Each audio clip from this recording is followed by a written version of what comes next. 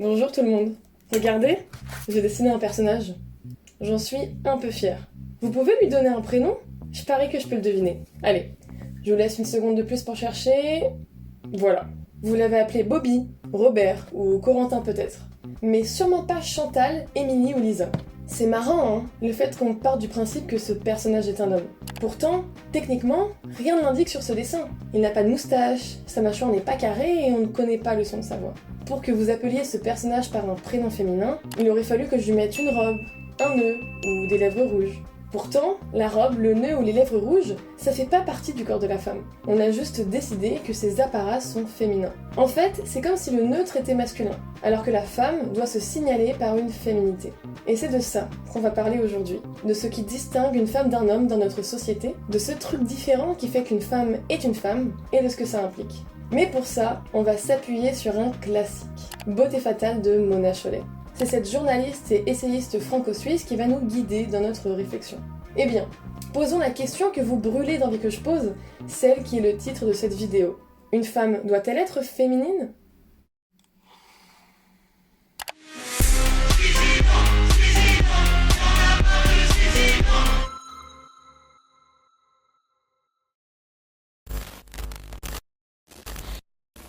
Tout d'abord, intéressons-nous à l'origine de cette différence genrée dans la manière de se présenter. Comment ça se fait que, dans notre société, en général, les femmes soient très stylées, apprêtées jusqu'au bout des ongles, alors que les hommes... c'est pas trop ça, quoi. Est-ce que les femmes ont des gènes spéciaux qui permettent de bien associer ces vêtements et qui leur donnent l'envie irrépressible de se maquiller tous les matins? Eh bien non, car figurez-vous, ça n'a pas toujours été comme ça. Si on remonte quelques années en arrière, on remarque que les rois étaient les plus grands coquets entre froufrou, dorures et bijoux. Regardez-moi ce gros beau gosse de Louis XIV, avec ses cheveux longs, sa robe, ses collants et ses talons. En fait, être coquet était tout simplement un signe de noblesse, et femmes comme hommes de haut rang se devaient d'arborer leur plus belle parure. Mais Mona Chollet nous dit qu'à la Révolution française, les choses changent. Dans cette période de bouleversements politiques et sociaux, les révolutionnaires rejettent les idéaux de l'ancien régime, dont l'extravagance dans la toilette. Ainsi, les hommes renoncent à être beaux, et l'habit se doit désormais d'être simple et pratique. Le psychologue et psychanalyste britannique John Carl Flugel nomme ce processus d'abandon de la coquetterie la grande renonciation. D'après lui, l'interdit aux hommes de s'exhiber transforme leur désir d'être vu en désir de voir. Mais alors, pourquoi les femmes ne sont-elles pas concernées par cette grande renonciation? Tout simplement parce qu'elles ne représentent pas l'ordre dominant, nous explique Mona Chollet. Les révolutionnaires ont écrit la Déclaration des droits de l'homme et du citoyen, pas la Déclaration des droits de l'humain, du citoyen et de la citoyenne. En 1789, les femmes ne sont pas des citoyennes, les changements sociaux ne les concernent pas, et donc leur rapport aux vêtements ne change pas. Ainsi, 2 siècles plus tard, ce rapport genré à l'apparence est resté. De manière générale, les femmes s'habillent pour le style et les hommes pour le confort. Fatalement, l'apparence devient plus importante pour la femme, et elle doit se soumettre à des critères plus exigeants pour être considérée comme présentable. Par exemple, pour se préparer à un date, une femme prend des heures dans la salle de bain. Elle va se laver, se raser, se faire une coiffure, se maquiller, se faire les ongles, mettre des bijoux et trouver la tenue idéale. Alors que pour un homme, il lui suffit juste de sentir bon et d'enfiler une chemise propre et hop, il est prêt. Par contre, si une femme se contente de faire la même routine qu'un homme, elle est considérée comme négligée. On a 2 poids, 2 mesures. Le niveau d'exigence n'est pas le même pour une femme que pour un homme. Sauf que ce double standard a un coût. Non seulement être présentable prend du temps, mais c'est en plus contraignant. Porter une jupe, c'est ne pas pouvoir courir, se baisser ou s'asseoir comme on veut. Mettre du rouge à lèvres, c'est faire attention à ne pas tacher, c'est le retoucher régulièrement. Porter des talons, c'est se faire mal aux pieds et au dos, c'est se battre pour tenir en équilibre. Avoir des longs ongles, c'est ne pas pouvoir utiliser ses mains normalement. Et créer des subterfuges pour réussir à faire des actions simples de la vie quotidienne. Combien sommes-nous à avoir, au nom du style, porté des habits trop petits qui nous étouffent? Porter des habits trop légers qui nous font grelotter toute la journée? S'habiller en tant que femme, c'est tout un tas de restrictions. Les vêtements féminins affaiblissent, les empêchent de se déplacer, d'occuper l'espace et de tenir debout correctement. En fait, Mona Chollet nous dit que pour être stylée et désirable, les femmes sacrifient leur confort, leur santé et leur liberté. Mais alors, pourquoi on s'inflige ça? Déjà, tout simplement parce que c'est intégré comme normal, comme inhérent à la vie d'une femme. Quand toutes les femmes autour de toi suivent ces codes de beauté, de tes amis à ta mère, en passant par tes professeurs et tes célébrités préférées, on en oublie que c'est une contrainte, que c'est pas obligatoire. Mais aussi parce que déroger à ces codes, c'est s'exposer à des critiques constantes et c'est se marginaliser. C'est être directement catégorisé comme lesbienne et c'est entendre en boucle « Tu devrais prendre soin de toi ». Tu serais tellement plus jolie si tu faisais des efforts. Et surtout, le fameux « tu devrais être plus féminine ». En fait, on attend d'une femme qu'elle soit féminine. Et être féminine, c'est se conformer à toutes ces injonctions qui ne sont pas naturelles. Être féminine, c'est être désirable pour les hommes. La féminité, c'est ce fameux neurose qu'on ajoute sur notre personnage pour comprendre que c'est une fille. La féminité, c'est ce qui distingue une femme d'un homme. C'est l'apparat qu'une femme porte pour signaler son statut de femme et donc sa place dans la société. Bref, comme nous le dit si bien Mona Chollet, être féminine, c'est la manière pour une femme d'être intégrée socialement. De plus, on est conditionné depuis toute petite à développer une féminité. On s'entraîne à jouer un rôle de femme. Mona Chollet prend pour exemple les jeux pour filles, qui sont destinés la plupart du temps à la présentation de soi et au désir de plaire. Par exemple, quand j'étais petite, je jouais à Mabimbo. Bon, déjà le nom t'a peur. Un jeu en ligne où tu incarnes une poupée virtuelle qui doit être la plus populaire possible grâce à son look, son petit ami et son travail. Ta bimbo est une poupée ultra sexualisée avec un corps impossible et parfait. Pour t'embellir, tu dois évidemment fournir ta garde-robe et ta trousse à maquillage en faisant du shopping. Tu dois faire une chirurgie du visage et une augmentation mammaire pour gagner des points. Tu dois surveiller ta ligne en faisant attention à ce que tu manges et en allant régulièrement à la salle de sport. Bref.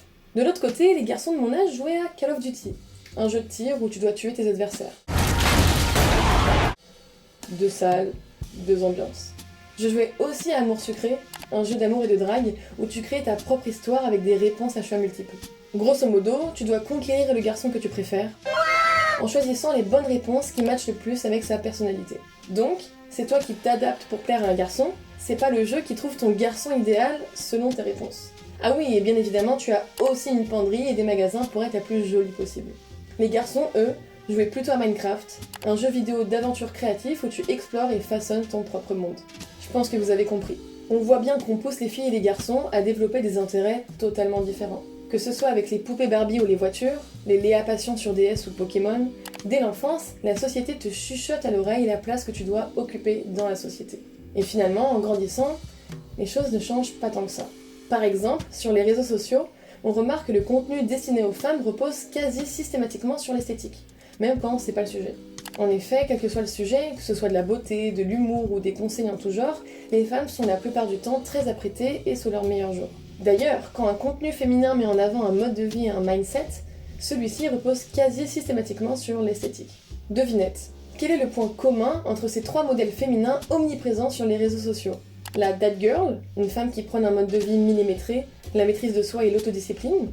La girl boss, une femme d'affaires ambitieuse et hyper productive.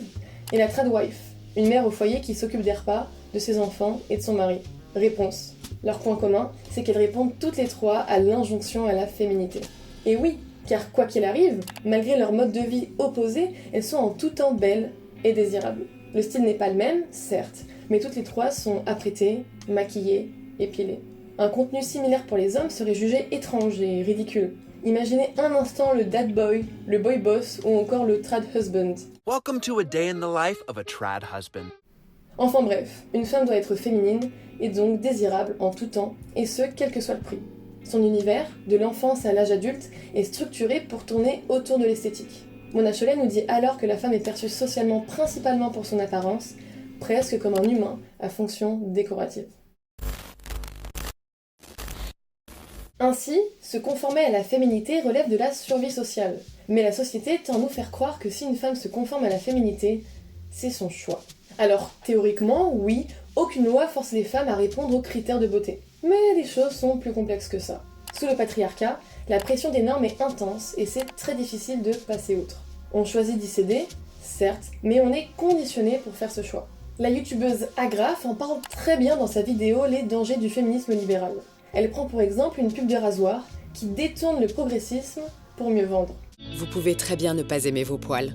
Vous pouvez aussi les garder et ne pas avoir envie de les voir. Vous avez le droit de les trouver cool ou de les trouver moches. Oui, vous avez le droit.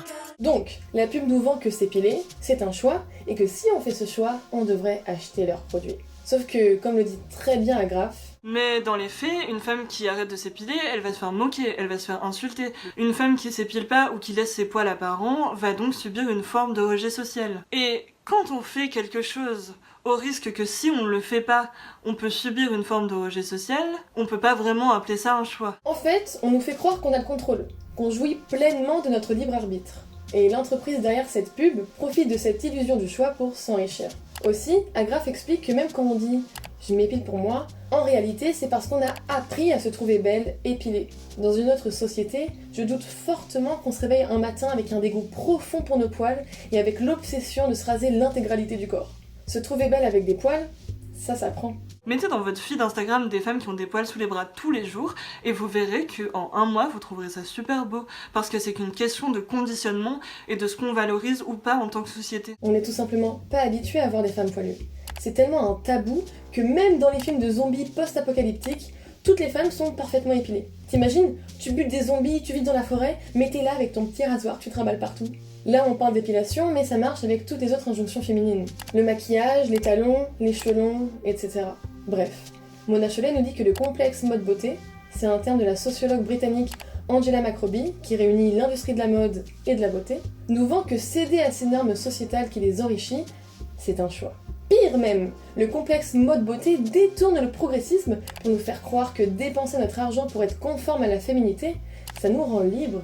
Combien de pubs nous ont-elles promis la liberté dans l'achat de leurs produits ? Prenons pour exemple Etam, une marque de lingerie qui a comme slogan la French Liberté. Sur leur site, on peut lire « Plus de 100 ans d'accompagnement des femmes dans la quête de leur liberté ». Oui, pouvoir s'habiller comme on le souhaite, c'est-à-dire se couvrir ou se découvrir, est une liberté fondamentale. Etam en joue pour nous dire qu'acheter ces produits, c'est s'autoriser à révéler son corps, et donc c'est un signe de liberté. Sauf que Etam vend de la lingerie, et la lingerie, je le rappelle, ce sont des sous-vêtements spécialement pour femmes, conçus pour être sexy, bien avant d'être pratiques et confortables. Etam vend notre émancipation dans des strings et des soutifs en dentelle. Grosso modo, ils nous disent « Soyez libres en vous découvrant, mais découvrez-vous de sorte à ce que ça nous fasse bander. » Wow! Etam capitalise en détournant nos luttes, ils prétendent nous libérer de l'obligation de couvrir notre corps pour le regard des hommes, en nous proposant de découvrir notre corps pour le regard des hommes. Pile il gagne, face tu perds. Bref, être une femme libérée devient presque un impératif, mais ici la libération est un synonyme de séduction. Mona Chollet nous rappelle qu'en soi il n'y a pas de problème à vouloir être sexy. Ça devient un problème quand on est réduite à un objet de désir et que les marques capitalisent dessus. Dans la même veine, on nous vend aussi le self-love, en français l'amour de soi, dans l'intervention esthétique. Faire disparaître un complexe peut aider à s'affirmer quand on se déteste, certes, mais ce soulagement peut être temporaire, car bientôt, un autre complexe peut nous replonger dans une haine de soi. Mona Chollet cite la sociologue états-unienne Laurie Essig qui affirme que c'est confondre l'estime de soi avec le soulagement que procure le fait de prouver sa loyauté à l'ordre dominant. Ah, c'est punch! Ouais. Ah! Pardon. Donc non, chercher à être féminine, donc à être désirable selon les critères de la société, ce n'est pas simplement et purement notre choix, mais le résultat d'une vie de conditionnement et d'une très lourde pression sociale. Ainsi, on remarque des attentes sociales très différentes pour la femme et l'homme. D'après Mona Chollet, la femme incarne dans notre société le corps, la parure, le rôle d'objet de regard et de fantasme. Ce sont donc généralement les femmes qui sont mannequins, coiffeuses, influenceuses et décoratrices d'intérieur. La femme représente aussi l'espace privé et l'intimité dans le rôle de mère et de partenaire sexuel. De l'autre côté, Mona Chollet nous dit que l'homme incarne l'abstraction, la pensée et le regard. Les métiers dits masculins sont donc totalement détachés de l'image de leur corps et purement basés sur leurs capacités comme ingénieur, informaticien, comptable ou réalisateur. L'homme représente aussi les affaires publiques et le monde extérieur, étant donné qu'ils investissent pleinement le dehors et s'approprient l'espace public et la parole. C'est pas pour rien que la plupart des politiques sont des hommes. D'ailleurs, on dit les hommes politiques, pas les femmes politiques. Encore moins les humains politiques. En fait, la femme évoque le superficiel, et l'homme, l'intellect. Prenons un exemple concret. Queer Eye, une série originale Netflix. Le principe de l'émission, c'est 5 homosexuels experts du style qui aident un hétéro de base à relooker sa vie. À chaque épisode, c'est à peu près la même mécanique. Au début, l'hétéro en question est un gars crado et peu soigneux qui délaisse totalement l'esthétique dans sa vie. Sa barbe et ses cheveux n'ont pas été coupés depuis 1998, il a les mêmes vêtements troués et peu flatteurs depuis 20 ans, il se nourrit mal, sa maison est en total bordel et son hygiène est douteuse. Grosso modo, il néglige tout ce qui a attrait à l'entretien de soi et de son environnement. Des compétences de femme qui ne sont inculquées qu'aux femmes. Par extension, le mec hétéro de base est assez déprimé. Il se sent moche et n'a pas confiance en lui. Mais c'est là que les Fab Five, des experts du style, interviennent. Ce sont des hommes très à l'aise avec leur féminité, qui par leur homosexualité se sont sentis concernés par la culture féminine. Donc, les Fab Five relookent le mec hétéro de base et lui apprennent à prendre soin de lui. Hop, jolie tenue, bon coup de ciseaux, cours de cuisine, nouvelle déco et blabla entre hommes. Et là, boum, l'hétéro se sent mieux dans son corps, dans sa maison et dans sa vie. Il se sent beau, confiant, larmes, câlin, fin du show. En fait, ce que fait Queer Eye, c'est mettre en valeur les codes féminins et les partager aux hommes. À travers notre socialisation genrée, on a tendance à ne pas s'intéresser à la culture du sexe opposé, puisqu'on n'y est tout simplement pas inclus. Il y a du bon à prendre dans les codes masculins et féminins, mais la société considère les codes féminins comme inutiles et puérils, et là, la série Queer Eye les revalorise. Et oui, c'est important d'avoir un lien avec la beauté, et de s'investir un minimum dans l'entretien de soi et de son environnement. Par contre, Mona Chollet souligne que le problème commence quand on incite la femme à vivre et à s'épanouir uniquement à travers ça. Elle cite la journaliste française Sylvie Barbier, qui dit que la société pousse la femme à n'exister que par la beauté et à survivre à travers le regard des hommes. Ainsi, comme nous l'avons vu, quel que soit son mode de vie, on attend d'une femme qu'elle soit avant tout belle et désirable.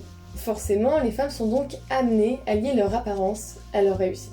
En effet, Mona Chollet nous parle du rêve féminin, c'est-à-dire du conditionnement que subissent les femmes pour n'envisager le succès qu'à travers l'esthétisme.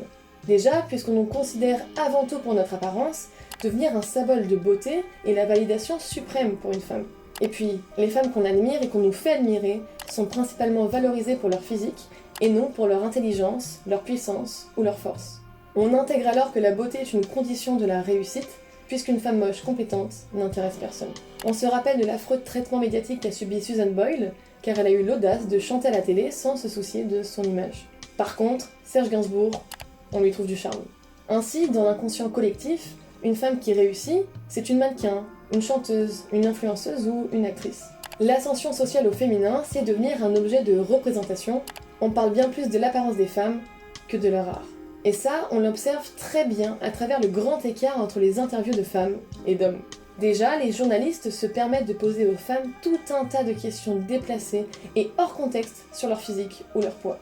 En tous les cas, la nouvelle Lara Fabian est super mince, hein. Ah bon? Par rapport au boudin d'avant. On a dit aussi des choses un peu moins gentilles. On a dit que vous aimiez bien, enfin votre style était un peu d'allumer les messieurs d'un certain âge, c'est vrai? Je sais pas, j'ai l'air de vous allumer là. C'est quoi cette coiffure de ouf? Bah, c'est ma vraie nature. Ouais. Est-ce que par amour, vous seriez prête à vous faire refaire les seins? Puis, avec des formats du type What's in my bag ou Mes secrets beauté, on s'intéresse aux femmes surtout pour parler d'entretien de soi, et ce même si ce n'est pas du tout leur profession. Pourtant, ça nous paraîtrait totalement absurde un Get Ready With Me avec Thomas Pesquet. D'ailleurs, Mona Chollet nous rappelle que notre système économique gratifie ses réussites au féminin. En effet, dans une société où les femmes touchent en moyenne 24% de moins que les hommes, et 4% de moins à temps de travail et métiers équivalents, mannequin est une des rares professions où les femmes sont mieux payées. Et pas qu'un peu, elles gagnent entre 2 fois et 10 fois plus que leurs homologues masculins.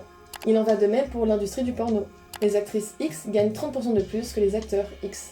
Et oui, être un objet de représentation et de fantasme, ça rapporte. De plus, Mona Chollet nous explique que si jamais une femme a des aspirations dites masculines, elle doit compenser en étant plus féminine pour conserver son identité de femme aux yeux de la société. Tu es une femme patron sévère et ambitieuse? Pas de panique, la société t'accepte si tu deviens une girl boss, c'est-à-dire la même chose, mais avec des tenues moulantes et du rose bonbon. Tu crées un jeu vidéo d'aventure où le personnage principal est une femme? Fais-lui des gros seins et mets-la à moitié à poil même sous la neige, ça passe crème. Imaginez un seul instant la même chose mais à l'inverse, on se rend compte du malaise. Bref, à travers cette réussite au féminin, Mona Chollet nous dit que la société feint une victoire contre le sexisme et le patriarcat.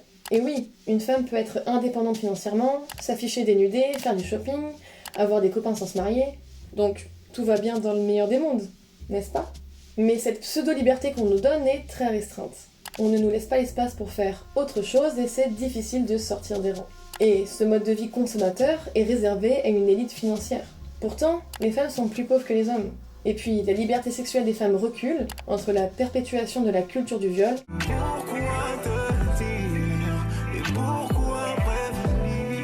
et la remise en cause du droit d'avorter.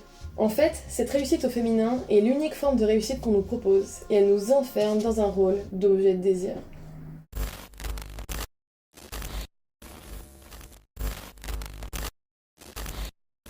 Finalement, au-delà d'une récréation visuelle, la société n'attend pas vraiment autre chose d'une femme. En effet, Mona Chollet dénonce un goût pour la chair fraîche, c'est-à-dire une obsession pour les jeunes femmes avec un corps neuf et lisse. Jetons un coup d'œil à une merveilleuse étude qui demande aux femmes et aux hommes hétérosexuels l'âge de leur partenaire idéal selon leur âge. Pour les femmes, on constate qu'elles cherchent tout au long de leur vie un homme grosso modo du même âge, entre 8 ans plus jeune à 3 ans plus vieux. Pour les hommes, quel que soit leur âge, ils veulent une femme de 20 ans. C'est dégueulasse. Les gros darons, on vous voit. Pour un exemple concret, prenons les hommes riches et puissants, soit ceux qui ont le monde à leurs pieds, et voyons avec qui ils décident de se mettre en couple. L'acteur de 50 ans, Leonardo DiCaprio, est connu pour avoir systématiquement largué ses copines dès qu'elles passent l'âge de 25 ans. Et oui mesdames, aux yeux de Léo, nous sommes un vulgaire yaourt avec une date de péremption. Ne vous inquiétez pas, il a fait un effort, puisqu'il sort actuellement avec Camila Morrone, une mannequin de 27 ans. L'acteur de 58 ans, Vincent Cassel, vient d'avoir un enfant avec Nara Batista, une mannequin, quelle surprise, de 28 ans. Allez, un dernier pour la route. À 83 ans, Al Pacino a aussi eu un enfant avec Nour Alfallah, âgé de 29 ans à l'époque. Bref, on a compris le schéma. Les hommes veulent souvent des femmes bien plus jeunes. Et quelqu'un de jeune, c'est quelqu'un de plus influençable et plus vulnérable face à un adulte bien plus âgé. En fait, le goût pour la chair fraîche, c'est le goût pour les femmes jeunes, inoffensives et interchangeables. Avec du recul, on remarque qu'un corps féminin jugé beau est un corps faible. Un corps très mince, donc fragile et qui prend peu d'espace. Un corps sans poils, donc juvénile. Un corps pas trop grand, donc qui n'est pas imposant. Un corps pas trop musclé, donc qui n'est pas fort. Pourtant, de l'autre côté, un corps d'homme jugé beau est celui qui prend de l'espace, qui est musclé et puissant. Grosso modo, une femme belle et faible et douce, un homme beau et fort et puissant. Cette façon genrée de fantasmer le corps, ça date pas d'hier. On la retrouve à travers les statues grecques. La plupart du temps, les femmes sont représentées sans muscles, dans des positions lascives. Elles sont courbées ou elles se tiennent sur une seule jambe. Les hommes, eux, ont une musculature très développée et très dessinée. Ils sont souvent bien droits et ancrés dans le sol, l'air fier. Finalement, le goût pour la chair fraîche, c'est le goût pour la faiblesse. Il y a une réelle volonté de créer dans le couple hétérosexuel une asymétrie de pouvoir, avec la femme faible et l'homme fort, la femme soumise et l'homme dominant. Et si une femme n'incarne pas les critères et les attendus de la féminité, ce n'est pas apprécié tout simplement parce qu'elle remet en cause son statut de dominée. C'est exactement pour ça que le charmant Bernard-Henri Lévy déclare dans le livre d'entretien Les hommes et les femmes qu'il ne peut pas aimer une femme puissante, car, je cite, « Le pouvoir, ça m'excite pas ». Faites attention mesdames, ne soyons pas puissantes, sinon Bernard-Henri Lévy ne veut pas nous baiser. Zut. Ainsi, Mona Chollet nous explique qu'être une femme indépendante et entreprenante est une menace pour l'idéal amoureux hétérosexuel. Et oui, car dans une relation homme-femme, la femme doit se mettre à disposition de l'homme sans se poser de questions. Cet idéal amoureux qui repose sur la domination de l'homme sur la femme est celui qui est mis en avant dans les objets culturels, notamment au cinéma. Prenons pour exemple Love Actually de Richard Curtis, une comédie romantique culte qui suit en parallèle pendant 2h10 plusieurs histoires d'amour. Prenons les 3 histoires les plus célèbres du film, Juliette et Marc, où Marc est secrètement amoureux de Juliette, la femme de son meilleur ami, Jamie et Aurélia, où l'écrivain Jamie et son employé de maison portugaise Aurélia tombent amoureux, et David et Nathalie, où le premier ministre David et sa secrétaire Nathalie flirtent ensemble. Déjà, au premier coup d'œil, on remarque une fois de plus que les femmes sont bien plus jeunes que les hommes.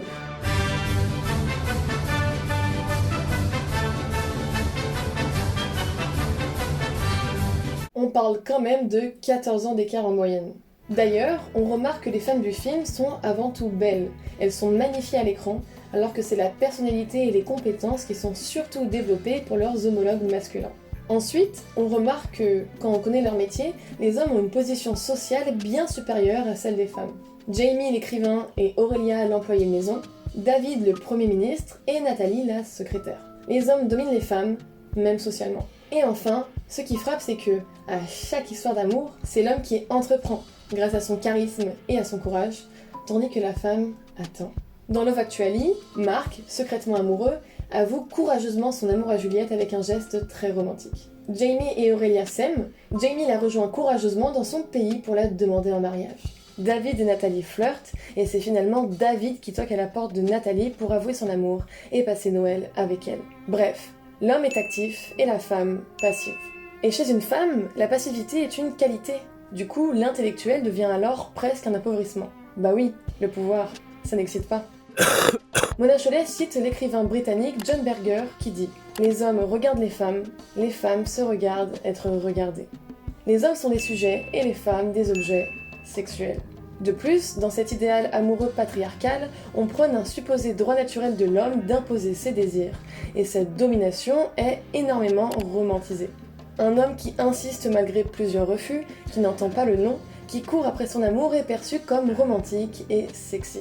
Pour rester dans le registre du cinéma, dans la comédie romantique N'oublie jamais de Nick Kassovitz, pour que Noah obtienne un date avec Ali, qui jusqu'alors refuse catégoriquement, il menace de mettre sa vie en danger.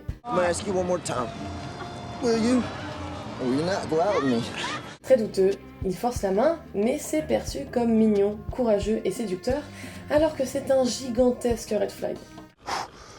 Enfin, par extension, dans ce supposé droit naturel de l'homme d'imposer ses désirs, la culture du viol est perpétuée. Mona Chollet nous dit que dans notre société, le consentement est facultatif car quand une femme est désirable, le rapport est perçu comme normal. Dans la comédie Un jour sans fin de Harold Ramis, Phil revit la même journée en boucle, et il s'en sert pour essayer de séduire la fille qu'il aime, Rita. Ce qu'il veut faire surtout, c'est coucher avec elle, et il élabore toutes sortes de stratégies pour qu'elle accepte. Déjà hyper douteux, d'autant plus qu'il pousse le bouchon tellement loin qu'elle le baffe à plusieurs reprises. Au lieu de simplement accepter qu'elle n'a pas envie de coucher avec lui, il essaie 1000 stratégies pour la faire changer d'avis. Un soir, ils s'embrassent enfin et Phil lui fait des avances. Mais Rita refuse. Et pourtant, Phil continue d'insister encore et encore, et ce, même si elle le repousse à plusieurs reprises. You have to stay. Oh, no, really, Phil. I'm tired. We can see each other tomorrow. No. Tonight. Le comportement de Phil est un comportement de prédateur sexuel. Si la personne n'a pas envie, il n'y a aucune raison de forcer. Forcer quelqu'un à avoir un rapport sexuel, ça s'appelle un viol. Quand on dit non, c'est non. Pourtant, ce comportement ultra problématique et dangereux est traité comme banal dans le film. C'est à peine un sujet. Pour celles et ceux qui regardent, ça apprend aux hommes qu'on peut forcer pour obtenir des faveurs sexuelles, et ça apprend aux femmes que ce n'est pas si grave si leur partenaire n'écoute pas leur avis. Bref, la société attend d'une femme de se soumettre à l'homme et à ses désirs, et elle est valorisée quand elle paraît faible. Chouette, hein, la dynamique des relations hommes-femmes. Enfin, l'injonction à la féminité et le rôle que la société leur donne sont perpétués dans la représentation de la femme, que ce soit dans les médias, l'art, la pub et la vie quotidienne. En effet, dès qu'une femme est à l'image, et même si ce n'est pas le sujet, elle est quasiment systématiquement dans les standards de beauté de la société. C'est très rare de voir représenter une femme qui déroge un tant soit peu à ces standards. Prenons par exemple les actrices, on remarque que celles-ci sont en immense majorité jeunes, blanches, minces et dans les critères de beauté. C'est-à-dire avec un visage fin, empiné, des lèvres pulpeuses, etc. Quand une actrice a l'audace de sortir ne serait-ce qu'un peu de ces critères, comme Adèle Exarchopoulos qui ne s'exprime pas de manière dite douce et féminine, ou Florence Pugh qui ne serait pas assez mince, lol, elle se mange une vague de critiques. On n'autorise pas aux femmes le moindre faux pas. Une femme publique se doit d'être irréprochable sous peine d'acharnement médiatique. Alors, quand une femme ne correspond tout simplement pas aux critères de beauté, par son âge ou son poids par exemple, elle est tout simplement absente du paysage médiatique. Par exemple, il existe très peu d'actrices qui ne sont pas minces ou qui ont plus de 40 ans. Par contre, de l'autre côté, on remarque que les acteurs ne subissent absolument pas le même traitement. Il existe des acteurs de toute taille et de toute forme. Eux, ils ont le droit d'être vieux, d'avoir un physique atypique, de toute façon, on leur trouvera toujours du charisme. Si Adam Driver et Benedict Cumberbatch sont devenus des sex-symboles, tout est possible dans ce monde. D'ailleurs, d'après une étude menée par le journal Le Monde, l'âge d'or des actrices de cinéma se situe entre 24 et 32 ans, tandis que celui des acteurs de cinéma entre 30 et 58 ans. Pas très étonnant quand tu vois que l'actrice de 25 ans Emma Mackey a été choisie pour jouer une femme de 40 ans dans le film Eiffel de Martin Bourboulon. La même actrice qui, avec la même apparence, jouait au même moment une lycéenne dans la série Sex Education. Bref. Mais du coup, comment ça se fait ? Déjà parce que la plupart du temps, les directeurs de casting et les réalisateurs sont plus intéressés par l'apparence des actrices que par leur talent. Ils n'imaginent pas une femme hors des clous incarner les rôles qu'ils ont écrits, parce qu'ils considèrent les femmes de la même manière que la société les considère, comme une récréation visuelle qui doit faire honneur à leurs fantasmes et leurs désirs. L'autre raison, c'est parce qu'on écrit peu de rôles pour les femmes. Quand il y a des personnages féminins dans l'histoire, ils sont généralement réduits par leur physique, et le scénariste crée de toutes pièces une nécessité pour que l'actrice soit jeune, mince et dans les standards. Bah oui, sinon comment le héros pourrait-il tomber amoureux ? Et ce genre de schéma se reproduisent même après la sortie des films, dans les interviews centrées sur l'entretien de soi, comme on l'a vu tout à l'heure. Mona Chollet nous dit qu'une actrice intéresse avant tout pour son physique, son style, sa penderie et ses secrets beauté. C'est la triste réalité. Malgré tout le talent du monde, une femme est mise en valeur surtout pour son apparence. Du coup, si une actrice n'est pas considérée comme belle, il est très difficile de faire carrière. Ou alors, elle joue en boucle le rôle de la moche et elle est cantonnée aux comédies. Mona Chollet parle alors d'une confusion entre le talent et la conformité plastique. Là, on parle d'actrice, mais cette logique s'applique pour toutes les femmes qui sont des personnalités publiques. Dans le sport, qui est censé être un divertissement basé sur des performances et des aptitudes physiques, on observe une différence de traitement entre hommes et femmes. Par exemple, dans le beach volley, les hommes sont en short débardeur et les femmes en string brassière. Bah oui, quel intérêt de regarder une femme faire du sport si c'est pas pour bander ? Les caméramans l'ont bien compris qui régulièrement filment les femmes athlètes de manière totalement déplacée. Bref, pour être célèbre, la beauté devient presque un prérequis ou à minima la sexualisation de son corps. Si tu t'affiches publiquement, même si ce que tu fais n'a pas de lien avec l'apparence, tu te dois d'être belle, à tes risques et périls. C'est dans cette dynamique que les femmes influentes sont la plupart du temps belles et elles deviennent plus admirées pour ce à quoi elles ressemblent plutôt que pour ce qu'elles sont. De plus, cet impératif de la beauté pour les femmes publiques permet à l'industrie de la beauté d'engranger un max de thunes. Mona Chollet nous parle de colonisation de la sphère culturelle par le complexe mode beauté. La question de l'entretien de soi est omniprésente dans la culture féminine. La femme célèbre devient alors un panneau publicitaire, un produit. On attend moins d'elle de développer son art que de peaufiner une image lisse qui plaît aux marques. En fait, le complexe mode beauté utilise la femme célèbre pour vendre et promouvoir leurs produits. Par exemple, la presse scrute les tenues des célébrités, et ce qu'elles portent font exploser les ventes. En novembre 2019, Kendall Jenner et Gigi Hadid ont été vues avec des chemises en cuir. Et juste avec ça, elles ont fait de la chemise en cuir la pièce de la saison, multipliant les ventes jusqu'à 800%. Aussi, dans les interviews du type What's in my bag ou Ma routine beauté dont on a parlé, la star devient un véritable modèle à reproduire. Elle nous montre quels produits utiliser et comment, presque comme un tuto sur la bonne manière d'utiliser son temps et son argent. En même temps, ces célébrités sont tellement sublimes et séduisantes. Donc, si on fait comme elles, on devrait être aussi belle, non ? Non. Mona Chollet nous rappelle que l'industrie de la cosmétique est née avec Hollywood, industrie qui promet une culture de masse et qui lave les cerveaux et vide les porte-monnaies. Le complexe mode beauté utilise les femmes qui sont des personnalités publiques pour en faire des véritables poules aux œufs d'or. En fait, le plus problématique dans cette représentation de la femme, c'est qu'elle est unique. D'après la société et les médias, la seule manière d'être une femme, c'est en étant jeune, mince, sexy et apprêtée. Mona Chollet nous dit qu'on attend d'une femme à ce qu'elle soit façonnée en fonction du regard et des attentes d'autrui.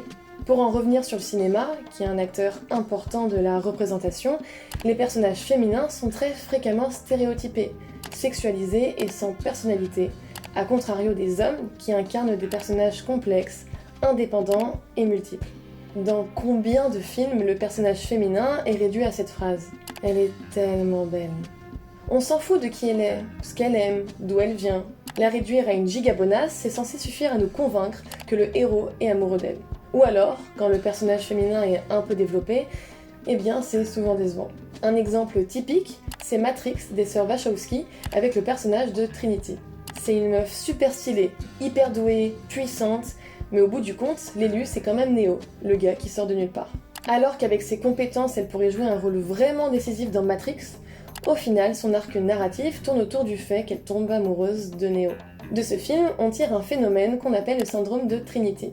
C'est quand un personnage féminin fort s'efface dans une fiction au profit du héros masculin. En fait, généralement, dans les films, les personnages féminins incarnent ce que la société attend de nous. C'est-à-dire à ce qu'on se cantonne à notre rôle social de femme et d'être dépendante des hommes. Et qu'est-ce que les hommes attendent des femmes dans notre société? De coucher avec eux, de les aimer et de leur faire un enfant.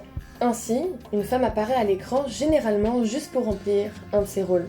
Et dans un film, très souvent, une femme est soit une pute, soit une amoureuse, soit une mère. Et elle est définie par ça.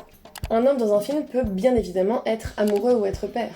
Mais la différence, c'est que son personnage à lui n'est pas réduit à ça. Par contre, un homme pute, ça n'existe pas. Parce qu'un homme qui couche à droite à gauche, c'est juste un homme.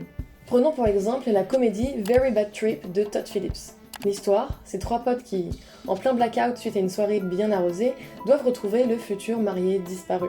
Les rares femmes qu'on voit dans le film sont des stripteaseuses et des prostituées, les copines des personnages principaux, et c'est la seule chose qu'on sait sur elles, la mariée et la mère de la mariée qui sont inquiètes. Toujours les 3 mêmes rôles, la pute, l'amoureuse ou la mère. Aussi, on voit rapidement une réceptionniste et une policière. Toutes les femmes correspondent aux standards de beauté, jeunes, minces, blanches. La caméra en profite bien en adoptant plusieurs fois une position de voyeur, alors que ça n'avance en rien à l'histoire. Par exemple là, est-ce que c'était vraiment pertinent de mettre ce personnage en maillot de bain? Dans la narration, elle a juste besoin d'être au téléphone. Mais comme par hasard, elle est à moitié nue à la piscine avec toutes ses copines bonnes. Oui, c'est cringe, mais n'oubliez pas qu'en plus tout a été réfléchi et calculé. Ils ont casté les actrices en fonction de leur physique, ils ont acheté des maillots de bain sexy, ils ont choisi un éclairage pour rendre leur corps le plus désirable possible, etc. Seule la policière échappe à ce traitement, et c'est la seule femme noire et un surpoids du film, car finalement, elle est réduite au cliché de la femme noire en colère. Sinon, tous les autres personnages sont des hommes. Le daron qui prête sa belle voiture est un homme, le médecin est un homme, leur pote de la chapelle est un homme, le policier qu'on entend parler est un homme, les mafieux sont tous des hommes, les propriétaires du tigre sont des hommes, le dealer est un homme. On peut aussi noter que les noirs sont soit des gros durs, soit dealers de drogue, et que les asiatiques ont des accents douteux et se défendent grâce aux arts martiaux, mais ce n'est pas le sujet d'aujourd'hui. Bref, c'est comme ça que les personnages intéressants sont quasi tous des hommes, et que les femmes sont là que pour être des femmes, c'est-à-dire pour être au service des hommes et non pour être un personnage à part entière. C'est aussi pour ça que fatalement, devant un film, un petit garçon se dit « Incroyable, je veux être fort comme lui !» et une petite fille se dit « Incroyable, je veux être belle comme elle !» De plus, en plus d'être mal représentées, les femmes sont sous-représentées.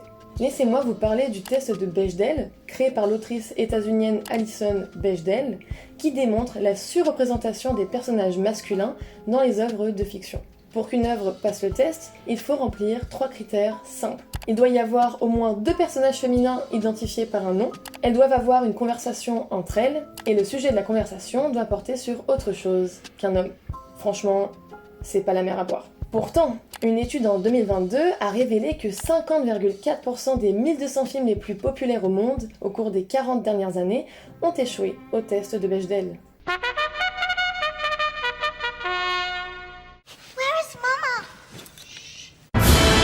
Le scénariste Charles Stross a ajouté qu'environ la moitié des films qui réussissent le test le font uniquement parce que les femmes parlent de mariage ou de bébé. Top. Merci les gars. Ainsi, Mona Chollet pointe du doigt le manque de représentation des diverses manières d'être une femme. Les représentations sont importantes, elles façonnent notre image de nous-mêmes et du monde. Il est donc délétère pour les femmes de ne pas pouvoir s'identifier à des femmes fortes, puissantes et intelligentes. À ne voir que des femmes au second plan, ou à ne pas les voir du tout, on finit par intégrer que c'est normal. Et on finit par être incapable d'imaginer des femmes qui font autre chose qu'être au service des hommes. Bon. Revenons au personnage que j'ai dessiné au début. On est parti du principe que c'est un homme, car un homme a le privilège de la neutralité. Une femme ne l'a pas, étant donné que pour être intégrée dans la société, elle doit se distinguer des hommes en étant féminine. Être féminine, c'est être belle selon les hommes. Et une femme est considérée comme belle quand elle reste à sa place de femme, c'est-à-dire quand elle est au service des hommes. Alors, dans une illusion de choix, les femmes sacrifient leur confort, leur puissance et leur santé pour être désirables. Puisqu'on est représenté toujours de la même manière, puisque notre apparence intéresse plus que ce que nous sommes, on en oublie qu'autre chose est possible. Alors, une femme doit-elle être féminine ? Évidemment, tout n'est pas à jeter dans la féminité. Avoir un lien avec la beauté, s'investir dans l'entretien de soi et de son environnement, c'est important. Mais avoir un lien avec qui on est, s'investir dans sa pensée et dans sa force, c'est important aussi. Comme Mona Chollet, je pense sincèrement que chaque sexe devrait faire un pas vers l'autre, qu'on a tout à gagner en gardant le meilleur de ce qui est dit féminin et masculin. Cependant, n'oublions pas que derrière la féminité se cache le rôle qu'impose la société aux femmes. Rôle qui enferme les femmes de manière immatérielle dans le regard de l'homme. Donc, à la question « Une femme doit-elle être féminine ?», j'ai envie de répondre une autre question. Veut-on vraiment être féminine ? À chacun et chacune de trouver son équilibre. Et je me demande aussi si la féminité est imposée aux femmes, si les femmes n'existent socialement qu'à travers leur apparence, est-ce qu'elles vont devenir prêtes à tout pour être belles ? Mais genre... Vraiment prêtes à tout ? C'est le sujet de la prochaine vidéo. Alors, abonnez-vous, activez la cloche, la suite est pour bientôt.